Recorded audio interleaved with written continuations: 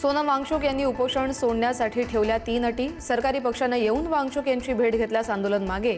शिक्षण व्यवस्थेतील अपयशाची सरकारने जबाबदारी स्वीकारल्यास आंदोलन मागे. तर खासदारांनी संसदेत मुद्दा उपस्थित केल्यास आंदोलन संपवणार असल्याचं 3 अटींमध्ये नमूद.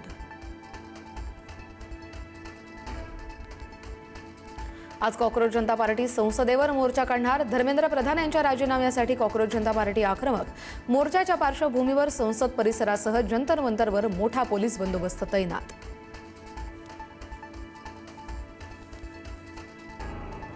सोनम वांगचुक आज उपोषण मागे घेण्याची शक्यता. पत्नी गीतांजली यांची जंतर मंतरवरून मोठी घोषणा. अधिवेशनात शिक्षण उत्तरदायित्व मुद्दा उपस्थित करण्याचं आश्वासन दिल्यास उपोषण मागे घेणार असल्याची माहिती.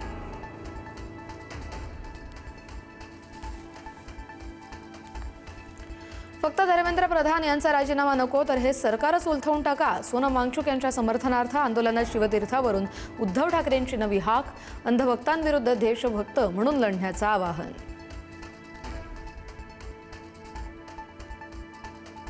आजपासून संसदेचं पावसाळी अधिवेशन वादळी होण्याची शक्यता. सोनम वांगचुक यांच्या आंदोलनावरून विरोधक सरकारला घेरण्याची शक्यता.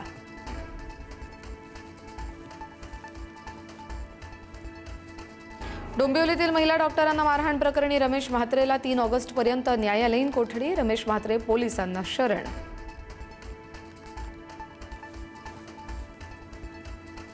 नीट पेपर लीक प्रकरणी सीबीआयचं पथक लातूरमध्ये ठाण मांडून विविध स्तरांवर चौकशी सुरू असल्याची प्राथमिक माहिती. शिवराज मोटेगावकरच्या क्लासेसमध्ये जवळपास 1.5 ते 2 तास चौकशी. मुंबईसह उपनगरात रात्रभरापासून पावसाची बॅटिंग. बुधवारपर्यंत मुंबईत मुसळधार पावसाचा अंदाज. हवामान खात्याकडून मुंबईसाठी येलो अलर्ट जारी.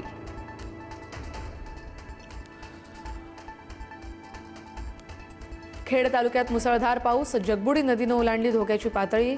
शिरवली धरण 100% भरलं तर धरण क्षेत्रात मुसळधार पाऊस. मटण मार्केट परिसरातही शिरलं पाणी. मध्य रेल्वेवर आजपासून धावणार 15 डब्यांच्या 10 नव्या लोकल. बदलापूर अंबरनाथ कसाऱ्याच्या प्रवाशांना रेल्वेचा दिलासा. 12 डब्यांच्या 10 लोकलचं 15 डब्यांमध्ये रूपांतर.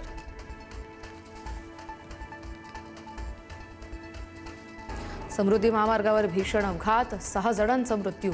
वर्ध्याच्या विरुळ जवळ कारला भरधाव ट्रकची धडक. ट्रकला आग लागून ट्रक चालक क्लीनरसह कारमधील सगळ्यांचा मृत्यू.